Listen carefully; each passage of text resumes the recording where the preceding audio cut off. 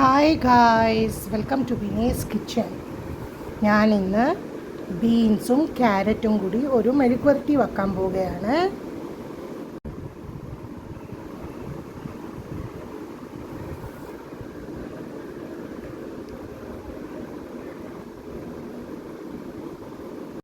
Guys, ഞാനിന്ന് മെഴുക്കുവരട്ടി വെക്കാൻ പോവുകയാണ്. ഇതെന്തുവാന്ന് നിങ്ങൾക്ക് മനസ്സിലായി കാണുമല്ലോ.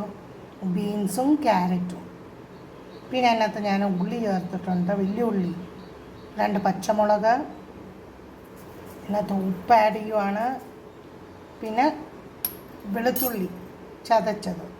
നമ്മുടെ വെളിച്ചെണ്ണ ചൂടായിട്ടുണ്ട്, അതിനകത്തോട്ട് ഞാൻ വെളുത്തുള്ളി ചതച്ചതിട്ടുവാണ്. ഇതിനകത്ത് ഞാൻ ഉപ്പ് ആഡ് ചെയ്തിട്ടുണ്ട്. അത് നല്ലപോലെ ഒന്ന് മിക്സ് ചെയ്യാം. അതിനകത്ത് മുളക് പൊടി ഒന്നും ചേർക്കുന്നില്ല, അതിൻ്റെ പകരം ബ്ലാക്ക് പെപ്പറാണ് ആഡ് ചെയ്യുന്നത്. നമ്മുടെ വെളുത്തുള്ളി നല്ലപോലെ മൂത്തിട്ടുണ്ട്. അതിനകത്തോട്ട് ഞാൻ ബീൻസും ക്യാരറ്റും അങ്ങോട്ടിടുവാണ്.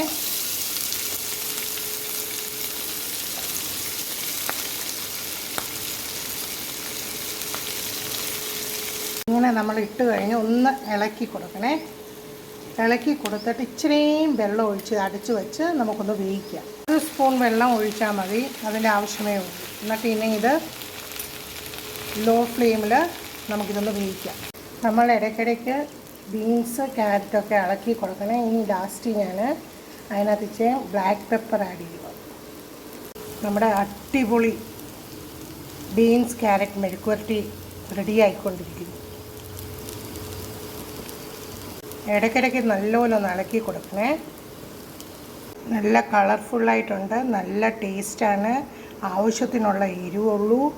ബ്ലാക്ക് പെപ്പറിൻ്റെ നല്ല ടേസ്റ്റും ഫ്ലേവറും വരുന്നുണ്ട്. ഇതേ മെത്തേഡിൽ നിങ്ങളും ഒന്ന് മെഴുക്കുവരട്ടി ചെയ്ത് നോക്കണം. കുഞ്ഞുങ്ങൾക്കൊക്കെ ഇത് ഇഷ്ടപ്പെടും. ഒത്തിരി എരിവൊന്നും ഇല്ല. ബ്ലാക്ക് പെപ്പർ നല്ലതല്ലേ നമ്മുടെ ശരീരത്തിന്. അതുകൊണ്ട് ഇതേ മെത്തേഡിൽ നിങ്ങളൊന്ന് ചെയ്ത് നോക്കണം. ഇത് ചോറിൻ്റെ കൂടെയും ചപ്പാത്തിയുടെ കൂടെയും ഒക്കെ കഴിക്കാൻ വളരെ ടേസ്റ്റിയാണ്, സൂപ്പറാണ്. അതുപോലെ കുരുമുളകിൻ്റെ ഒക്കെ ടേസ്റ്റ് അടിപൊളി. Thanks for watching my video. Please like, share and subscribe my channel. Thank you.